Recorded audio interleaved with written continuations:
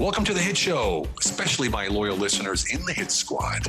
Here we talk about mastering hit, honesty, integrity, and transparency, and about investing in relational capital to create influence, and then how we wield that to create opportunities to make more money. We also talk about how this relates to a balanced life enterprise and more discretionary time to do the things that you love to do. My name is Kuhn, and they call me the Hitman. And practically, I'm showing you how to reach a better quality of life. This is why I interview the people that I do, because they have it, and they can show it to you, and you can learn it. Thank you so much for tuning in. Let's get started. And there you are. Welcome to the Hit Show. As you know, every week we have fantastic guests on that show us a light into a new part of life that most of us have nothing to do with, and this week is no different. I met our guest about a year ago when he was actively serving the United States Navy. Since then, his career and his business has literally surged to heights typically reserved for those with years and years of business experience who weren't active duty military. You know, I've been watching him rise, and I'm very inspired and proud to have him on the Hit Show today. The leading military and intelligence behavior expert with 20 years of creating the most advanced behavior skill courses and tactics available worldwide.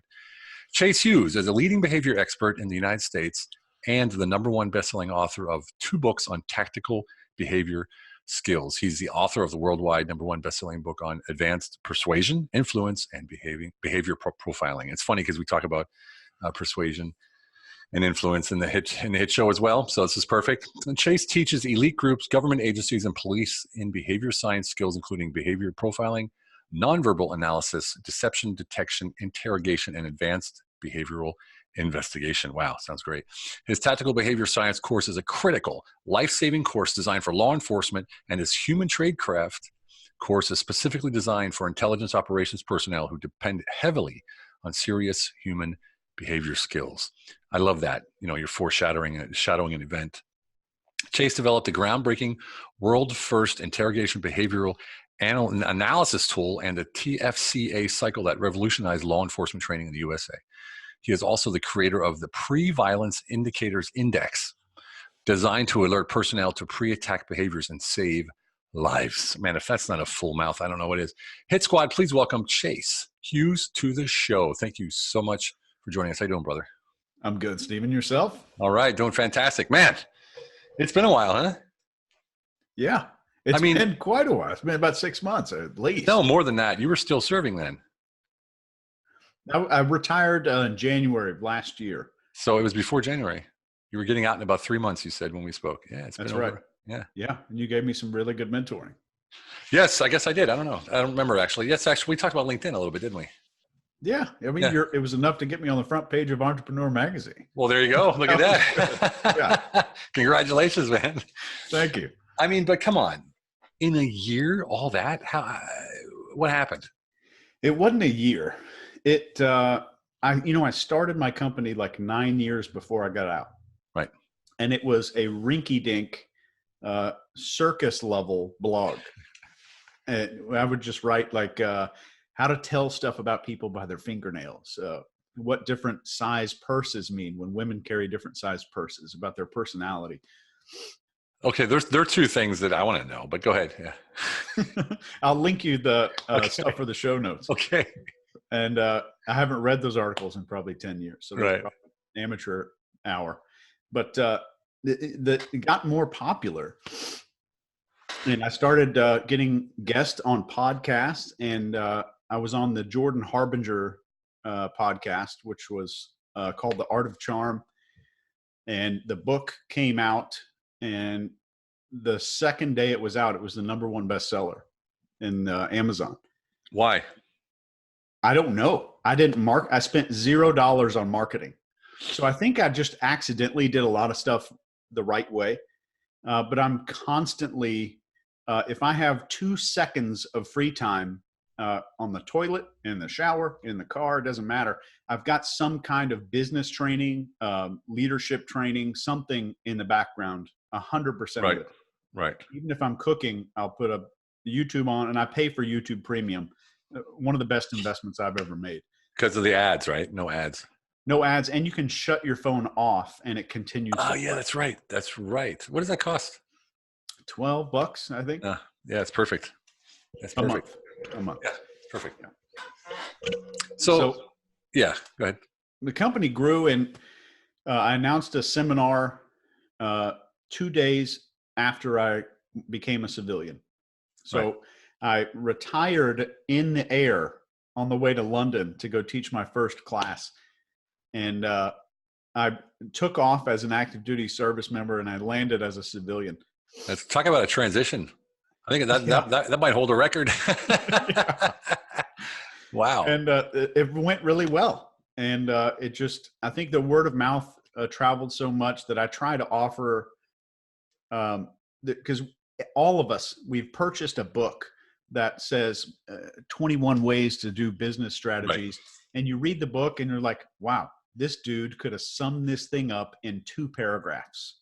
And it's such a letdown. And we pay for like a 3-day seminar or something, and you take 1 page of notes and be like, okay, this is the value I got out of this could have been summed up in 20 minutes. Right. And I was sick of that because I'd been doing it for Uncle Sam. I'd been going to all these trainings and stuff. And I was so sick of it that I went the opposite direction in London. And it was a 3-day course, my first course ever. I'm not some trained public speaker.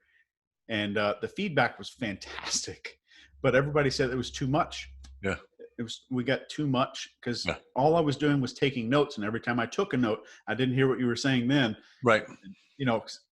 So I really had to adjust fire quite a bit. And I'm still learning a whole lot. Okay. So did you ever write down or sort of calculate and sort of document how you got to where you are? No. That'd be cool to do. Yeah, it would be. That's how we're actually, our book's coming out in March. My partner and myself, also a vet. And that's what I did. I deconstructed my whole life. Like I went to every high point and every low point, said what got me there and what got me back out, and looked at all the processes. And then I came up with 5 proprietary sort of, acronyms that I came up with, like HIT is one of them, for instance. Yeah. So, and then now we have the same thing, programs, all that kind of stuff. But I think it's interesting what you did is you did that. I mean, there's not many people that transition directly from the military within, a 6-hour flight or whatever it was, a 7-hour flight. Probably not any, actually. It's typically a hard process. What was the difference? I mean, this isn't a veteran-centric show, but there's a lot of veterans that watch this. What was the key factor you think that led to you to be able to have that process and that transition where almost already in place so you didn't have to? And I know, of course, most people don't write books and don't have programs that they can launch on the very next day. But so if you take that away, what was the concept behind your smooth transition? And this is, it'll be something you've heard before, but a lot of people say, oh yeah, I've heard that before, but they don't do it. Yeah. And I would say you start making your LinkedIn profile look badass at a minimum 3 years before you get out. Wow. So you're adding people in the network you want to work with, and you're not just liking their posts, but number 1, comment something meaningful on those people's posts. Yeah, you're good at that. You're good at personal comments. Thank you. You're good at that. Yeah, I see it. I see it all the time. And 2, actually network with them. Drop them a message every once in a while. Say, hey, I don't want to interrupt you. I'm not trying to spam you or anything, but I just wanted to say I just finished chapter 7 of your book, and it's fantastic. It's already changed my life. Whatever it is. But it's got to start early, and you have to start climbing the ladder long before you get out. So when you get out, you're already up here. So who did you write? Like police chiefs and anti-terrorist people like that? Who did you write? I wrote a lot of other people in my field. Okay. So a lot of other behavior experts, like Scott Rouse, Mark Bowden, Chris Voss, Joe Navarro, Chris Voss. Yeah. So we're all connected now, and we're all pretty good friends. Yeah. And they read the book and they said, this is groundbreaking, and they shared it. Because I notice a lot of people in my business they don't believe in competition, which I don't either. Fantastic. Because if somebody wants information, they're going to get as much as they can. It's scarcity mindset anyway. So it's scarcity mindset anyway. So that just destroys everything you have. Yeah. Well, that's awesome. Yeah. Chris worked with a buddy of mine who was here in Budapest, stationed in Budapest from the FBI back in the day. I think I introduced you. Didn't I introduce you to Greg Schaefer? Down in Dallas? In Dallas, yeah. His book came out recently about active shooters. Oh, really? I'm gonna have to get it. Yeah, I'd love to he's get it. flying, man. He's flying. He just did the he does a lot of the Trump rallies. He does Mar-a-Lago and all the security down there, just Super Bowl security. It's like pretty big deal. Yeah, someone to hook up with him anyway. You know, I mean, he's all attached to all those enforcement agencies and stuff anyway. So, which you are too, but you never know. Just be someone to talk to. You should reach out to him again. If you don't have the details, let me know. I'll introduce you again. Absolutely. Yeah, cool. Well, so it cracks me up. I remember when I started with LinkedIn, it was like 450 million people. I was like, wow, that's crazy. Now there's 630 million people. Oh, I know it. 630 million people, and it's free. It's the new Facebook. Yeah. Unfortunately, it's becoming like Facebook. I literally saw a cat video on there the other day. Yeah. I couldn't believe it. I'm like, this is a business platform. They should fine people for that. Yeah. But it's incredible when you use it right. I know I work with a guy named Joshua B. Lee. Do you know him? That sounds familiar. He does all the LinkedIn coordination and sort of steering their accounts for people like Jay Abraham or Grant Cardone and things like that. They do the big accounts. They write the messages. They post things and all that kind of stuff. And he said there's 4 things you got to do every day on LinkedIn to get your social selling index. Did you ever check your social selling index before? I've never even heard of that. Yeah, if you go to Google social selling index LinkedIn, it says check your score. I guarantee you you're number one in your category and number 1% in your category, number 1% in your area of expertise for sure. I am. Wow. It's not that hard. And basically you post something every day, comment on someone's post every day, like someone's post every day, and share someone's post every day. Like those 4 things, and you'll be at the top 1%. What that does is it increases your organic traffic. So the more higher social selling index is, the more traffic you're going to get organically through LinkedIn. Wow. Yeah, it's a trip. And it's like, wow, who knows that? Like everyone I talk to, they never even heard of SSI.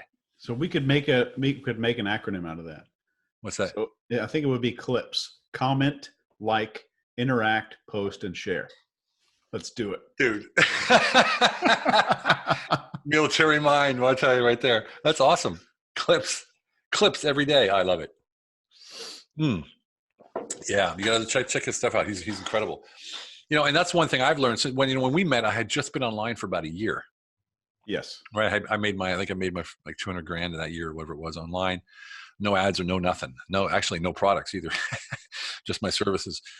And since then we've had, a course online, second course coming out now, books coming out, all kinds of stuff. It's been a journey, my friend. It's been a learning journey. What are your experiences now that you're more and more online, that you're going from the brick and mortar world that you were in to more of an online? So do you have any, transition tips for people there? Because come on, let's face it, you went from a great career to like a killer career. It's rare. It is. It is. But it's all the setup. It was all, of course, yeah. It was all in the setup, and but people need to know that. They want to know what that was. Like, if everyone's, it was that. What was it really? What was it? Did you ever break it down and go, man? What got me past the point of no return when I knew, okay, this is it. Where did that certainty? When did that certainty pop into your head? You're like, I got it. The day I was on the Jordan Harbinger's show, Art of Charm, that weekend I made $50,000 in book sales. Yeah. And in one, I mean, I was enlisted in the military, and I'd never seen that much money in my life. So that was a big deal. I was like, God, look at this bank account. And that's the first time I ever got nervous about taxes. I was like, oh, I don't own it all. It's not all mine. Yeah. Because in the military, they take it out and you never see it. Yeah. And now it's more painful because all the money comes in and you have to realize that's not all mine. Well, if you need a specialist to help you in that area to reduce your tax burden, let me know. Sometimes overseas companies help too. So just as a tip there. I know. I just became a Estonian e-citizen or e-resident. You did? A resident? Yes. Yeah, I was going to say, how did you get the citizenship so quick? But Estonia, yeah. So are they full on Europe? I don't even know. I think so, yes. And they're kind of like the new Silicon Valley for Europe, from what I understand. Well, sort of, yeah, they are. They're emerging market, so to say. Emerging market in that area, yeah. It's you've been to Turin? No, Turin, I've never been. Oh, amazing. Amazing in many ways. You know what I mean? So there's a lot to see there. Put it that way. Beautiful, beautiful country. Buddy of mine owns a private jet company. Let me know when you're there. He's also an ex-politician, so he likes taking people up in his jet to show you the company, or his plane to show you the countryside and stuff. So let me know when you're there. Thanks, man. Yeah, of course. So moving on. So you got out, you started doing this thing, and you started doing your book, and your book sort of happened. Crazy. I hope my book happens. And and then you just started getting calls, or did you have an agent to sort of book you, or how did you get speaking gigs, and was it all organic?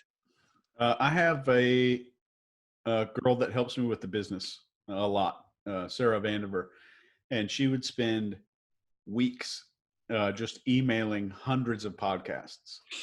And originally it was me. I would just email everybody. And it was just nonstop. So, I mean, while I was active duty, I'd get home at 4:00 or 3:00, depending on what day it was. And I'd work until 11:30 at night, 12:00, midnight. So it was a nonstop deal, Right. And just kind of building and building and building. And it was a slow process that looks really fast. Yeah, it always does. And you honed your message through that time, or did you have your message set up before you even got in the first podcast? I'm still honing it. Yeah, we always are. But I mean, like to get started. Yeah. You just winged it. I did. I had no idea what they were going to ask me. And it turned out to be, Jordan Harbinger is editor, and Bob Fogarty does a lot of the editing and stuff. And that turned out to be a really great episode, but they were telling me they had to edit the shit out of that thing because I did such a bad job at being a guest on a show. So you answered questions without stating that kind of. Yeah. So media training is important. It is. Oh man, they reorganized everything to where I was answering questions at the beginning that they were asked at the end, and it made me sound really good. But that was the magic of editing. And you got 50K results from that. Yes, overnight. I had the same thing with John Lee Dumas. I don't know if you know Entrepreneur on Fire. Yeah, I was on his show too. Oh, great. Any revenue from that? I don't notice the spikes because I don't really follow it. Okay.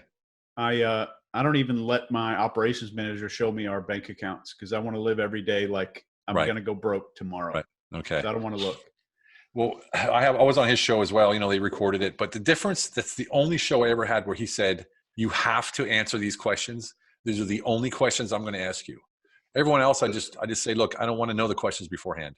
Yeah. There's someone just tuning into our show here. See it. Oh, he just left. Okay. Okay. So, and so the podcast came out, it was like 3 months later or 4 months later. And in 2 days I made 60K.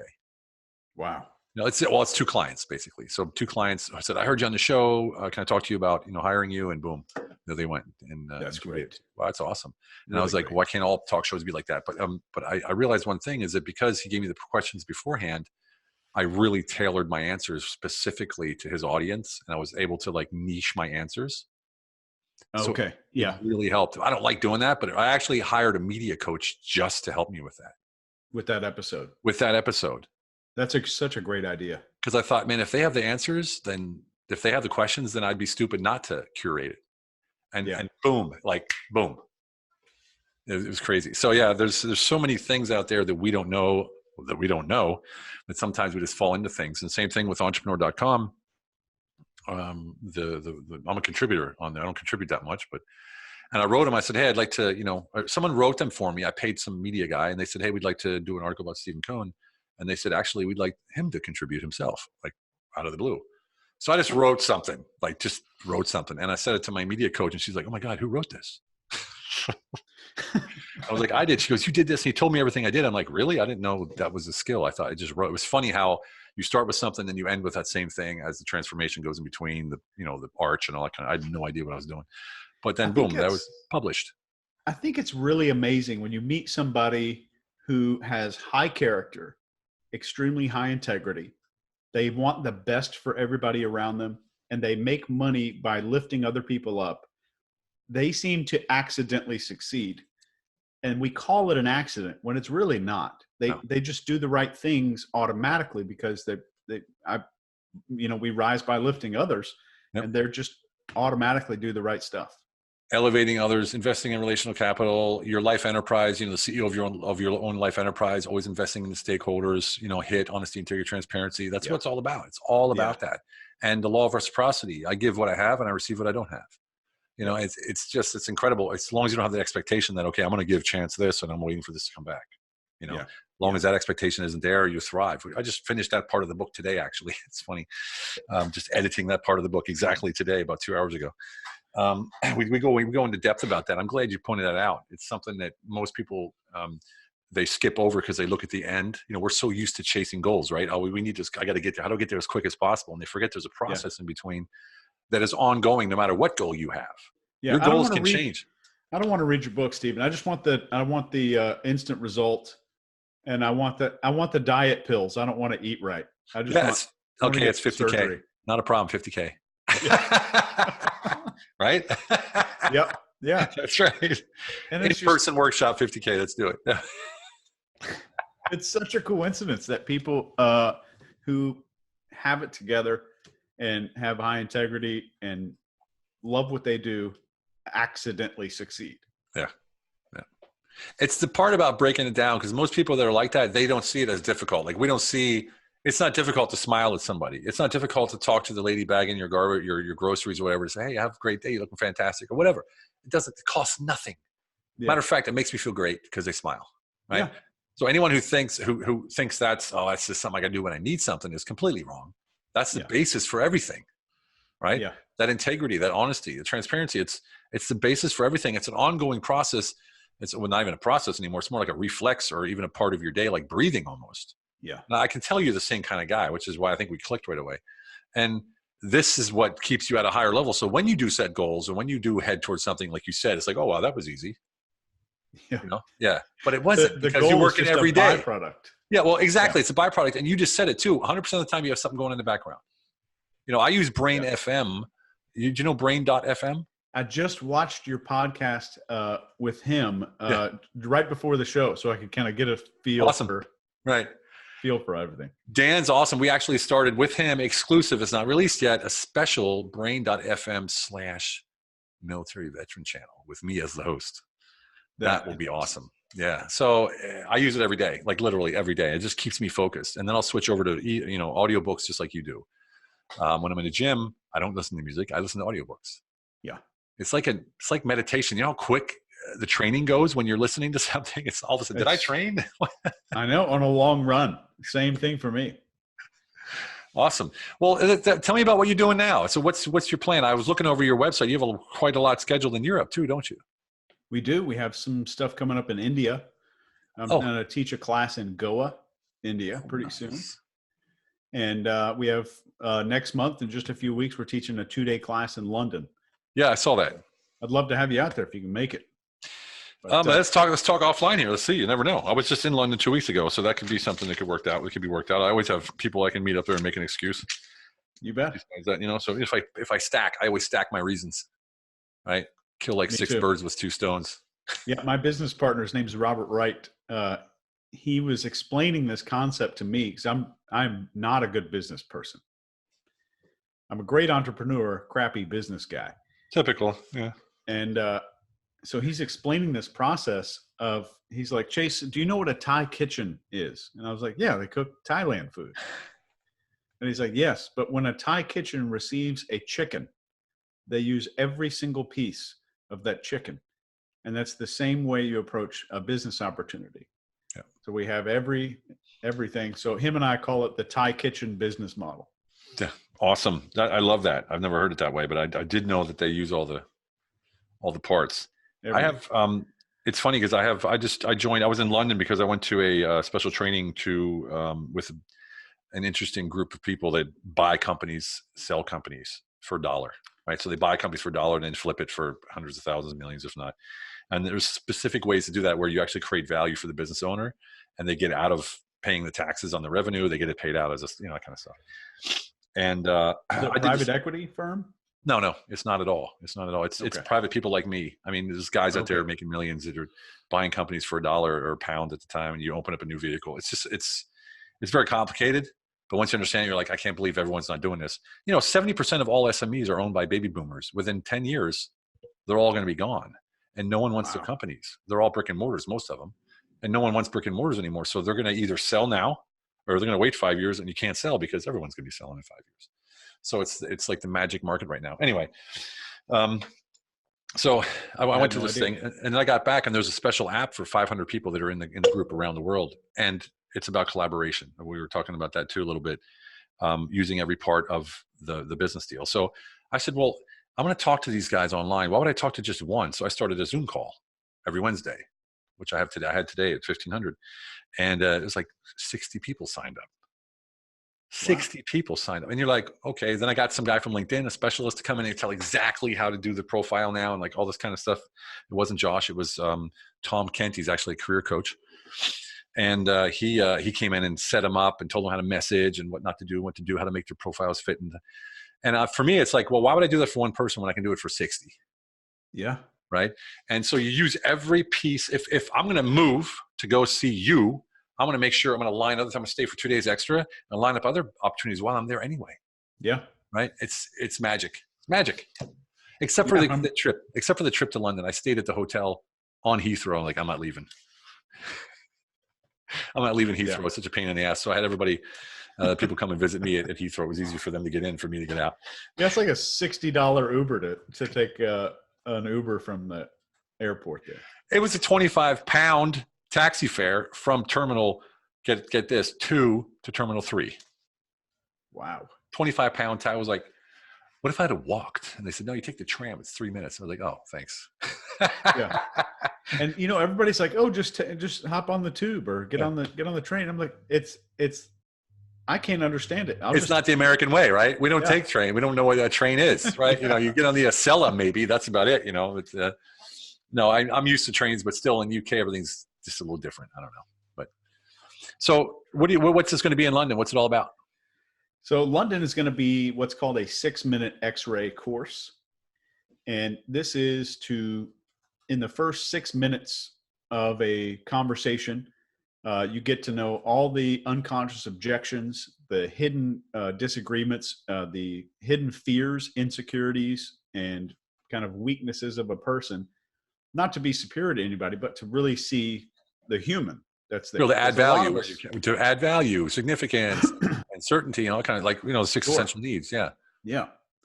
And so in this course, we'll teach you all the body language, behavior profiling, how to hear words differently, and how to basically see more about the person than their family and friends know in 6 minutes or less. And it's guaranteed.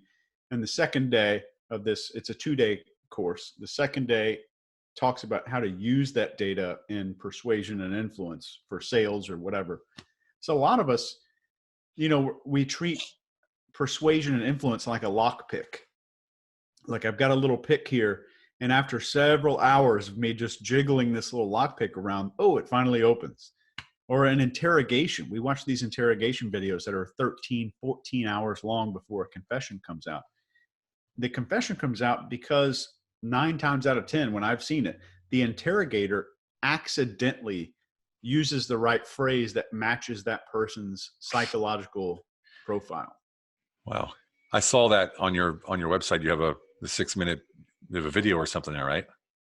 Yes. Yes. It's a 6-minute thing. Yes. Yeah, right. The 6 minute. Yeah. So, wow, that's, I might just do that if it fits in. You have to check that out.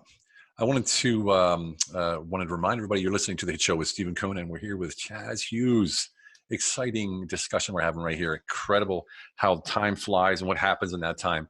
So what are your immediate plans? What do you think this is going to turn into for you? Do you have any idea yet, or are you just going with the flow, like you said? The immediate plans is we're kind of moving into government training now.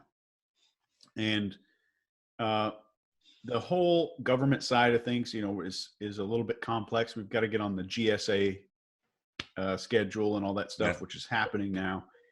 But I'd like to train government, corporations, and police full time, and just do 1 or 2 of these little small seminars every year.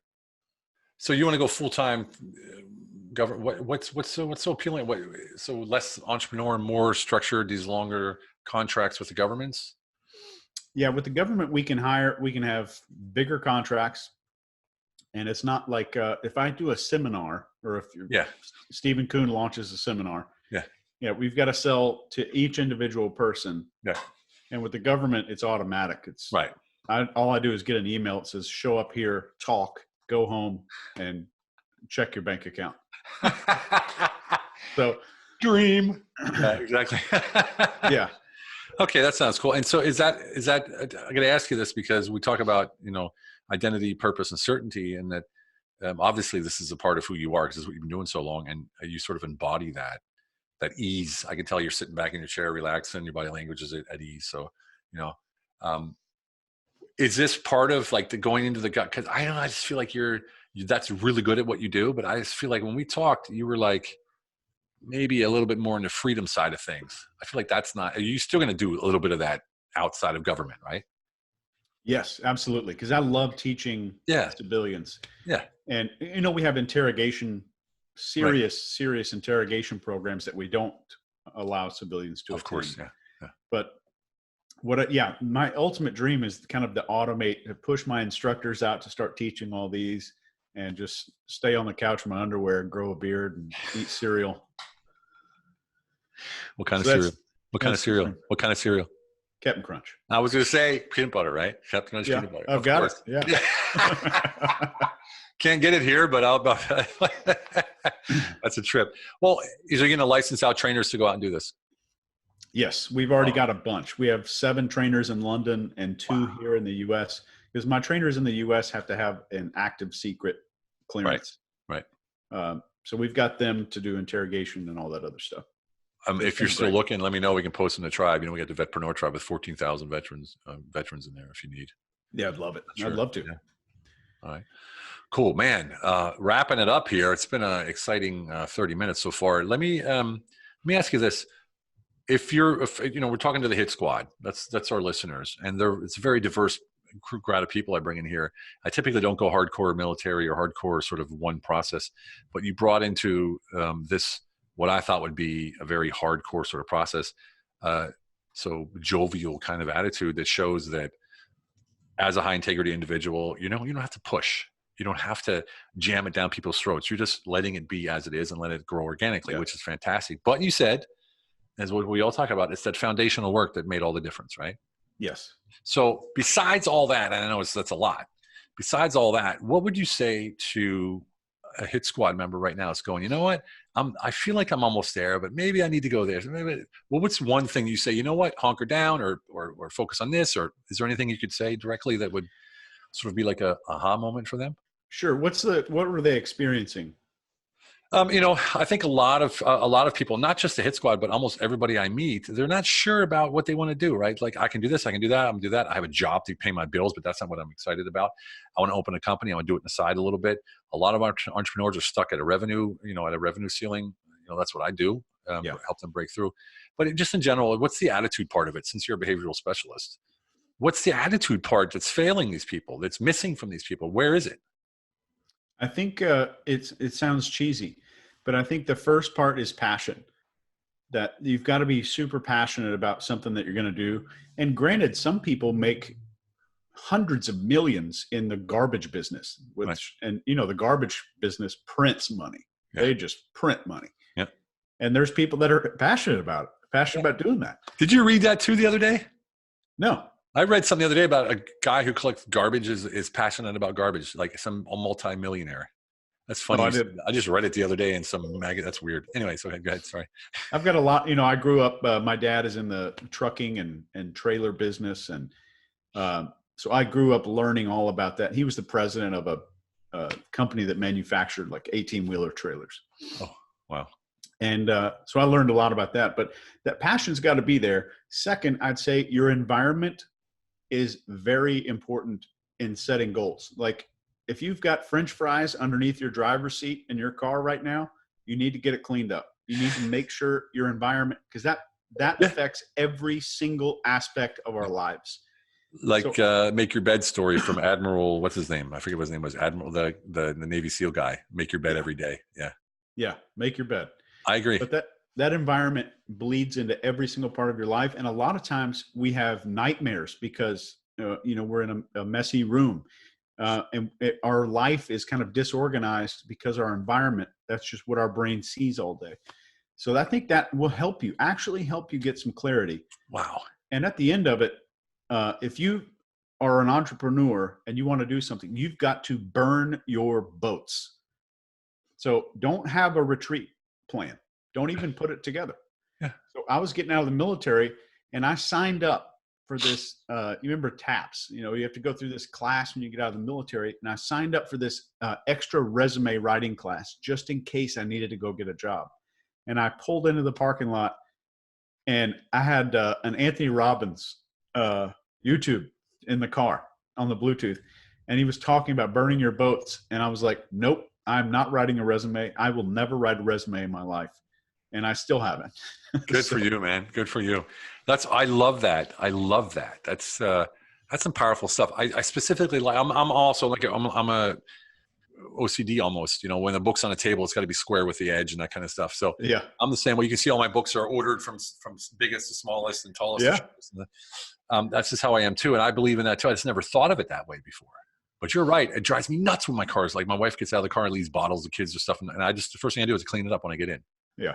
And then I can't stand it. I never thought of that. That's amazing. And it's incredible. It is the make your bed sort of theory, isn't it? It is. That environment plays a crucial role. Fantastic, man. God dang, that's crazy, man. And see, that's something tangible you can do right now. So Hit Squad, if you're out there and you can look to your left and your right and see French fries, or you see other things that don't belong there, clean it up. I feel like I need to share some tactic or influence tactic or something. Let's do it, man. Whatever you want. I don't know what to ask you. You're way up there now. I don't know what to ask anymore. I don't know what that. Well, I want that, like, anybody tuning in is expecting Chase Hughes to share some cool trick or something. So we'll go with if anybody's ever read Robert Cialdini's book, it's called Influence. He just published a new one called Persuasion a few years ago. And they're great books, but a lot of it, or 90% of it, is theory and research that doesn't really say, okay, here's the consistency principle. Like, if we agree to behave a certain way, we will act that way later. And then I always expect to get to the end of the chapter and be like, here's 10 ways you can use this. Here's a tactic to actually use it. And I never got it. But, humans, if you make an agreement, just as a quick story, like people wouldn't put signs in their yard unless somebody had gone by their house 3 weeks prior and just asked them yes or no, do you support safe driving? And then 3 weeks later, they say, would you put this drive safe sign in your yard? But since they had said yes 3 weeks prior, they agreed to do a bigger action. Right. So to be consistent with what they said. So the one way you can use this in any conversation is to compliment somebody on how open they are. Or ask them, like, how did you become so open and just vulnerable? Is this something you always had, or did you have to work on this as you were growing up? And the moment they answer the question, they will agree to behave in a more open, more authentic way. So you can see that social mask just start to come off a little bit and a little bit. And that's one of the things we teach in the 6MX is how to basically pull the entire mask off of a person, because 100% of the people you meet wear a mask. Yeah, of course. And just having that come off, because a lot of our sales training teaches us how to sell to the mask. And that's when we make a lot of errors, because we're not selling to the person. Wow, I love that. Man, there's so much I could go into with that.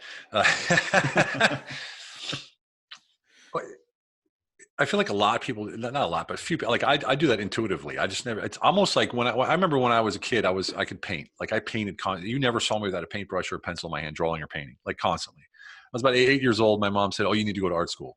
So she sent me to this private art teacher, and she taught me vanishing points, perspectives, shadows, and completely screwed me up for the rest of my life. I've never painted since then, since I was 8 years old.